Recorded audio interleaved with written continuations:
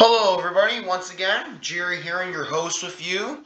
And you can tell on my screen it's time for another Jerry Haron Story Time. And we got 17 more days until Christmas. Very exciting, eh? So I thought, in honor of that, for 17 more days until Christmas, I read you another Christmas book, in which this is on the Internet Archive once again. The last time I read a book on the Internet Archive was Green Eggs and Ham. Since I don't own this book, it's Frosty the Snowman. Yep, based off the classic TV cartoon. Dude, I love Frosty the Snowman. I'm sure you do all, and it gets you in the spirit of Christmas. So, shall we begin? Yes, we shall. Let's go. Frosty the Snowman. Oh, forgot to press the borrow button.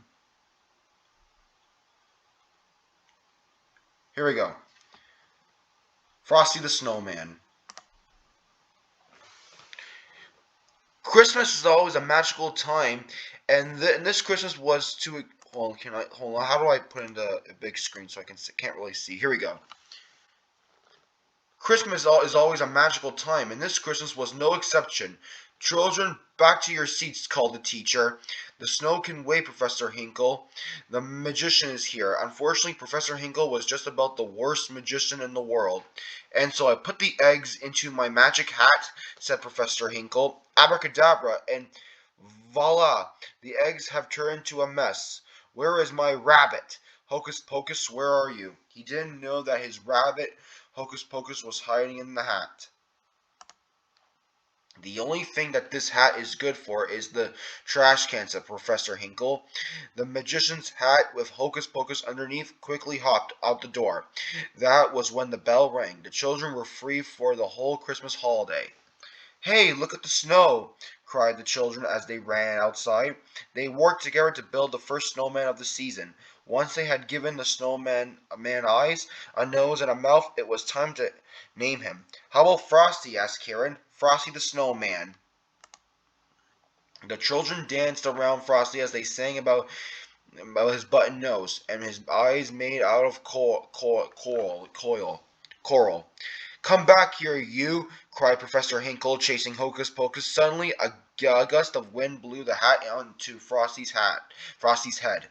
Happy birthday, said the snowman. Karen gasped and said, that hat brought Frosty to life. It must be magic. When Professor Hinkle heard that, he wanted the hat back. But it's not yours anymore, protested Karen. This hat will make me a millionaire, said the greedy magician, taking the hat back. Hocus Pocus felt that the hat really did belong to Frosty, so he hopped back to Frosty and the children as fast as he could to return the magic hat. Happy birthday, said Frosty again as soon as the hat was placed on his head. Hey, I said my first words. I'm alive. What a neat thing to happen to a nice guy like me. The magic hat made Frosty dance around. The children cheered as Frosty began to laugh and play with them. They had never been such a wonderful winter day. There had never been such a wonderful winter day. When the sun peeked out from behind the clouds, Frosty exclaimed, oh, I'm all wishy-washy. I'm starting to melt.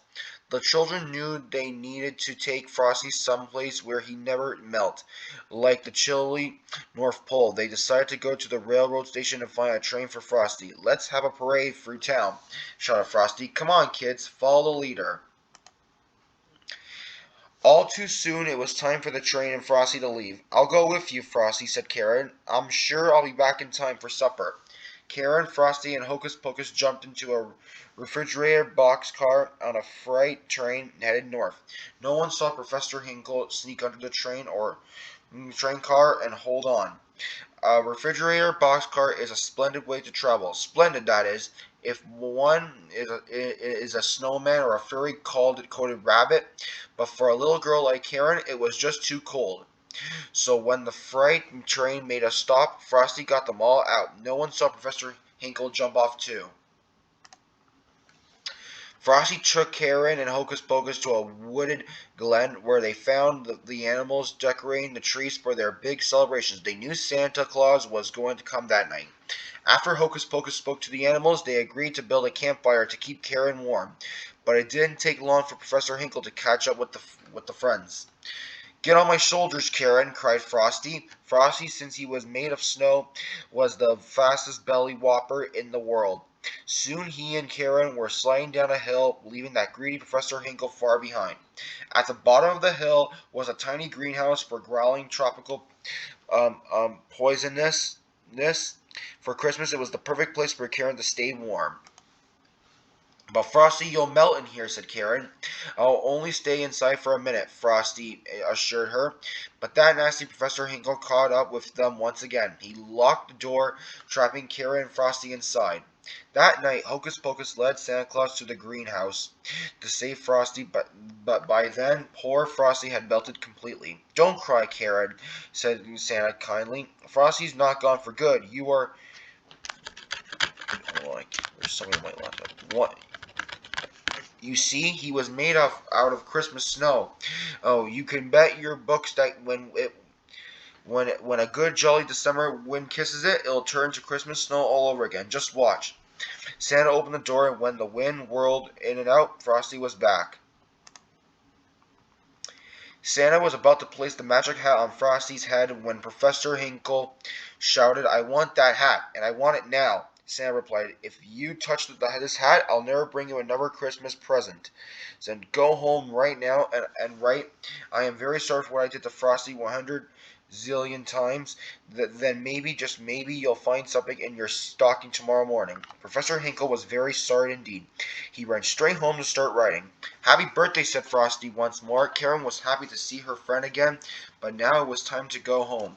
Santa put Karen in his sleigh and promised her that he would take Frosty back to the North Pole with him. Karen hated to say goodbye to Frosty, but Santa said that Frosty could return every year with the magical Christmas snow. Frosty waved goodbye as he hurried on his way. He shouted a promise to return to the following Christmas, and every year he did just that. Merry Christmas! The end. Yep, that's the end of our story for today. Sorry if there were some mistakes I made or I had to restate the sentence because some of the words were blurry, but I got most of them right. But I hope boys and girls of all ages enjoyed this story, and I'll see you on for my next video. This is Jerry Haron signing off.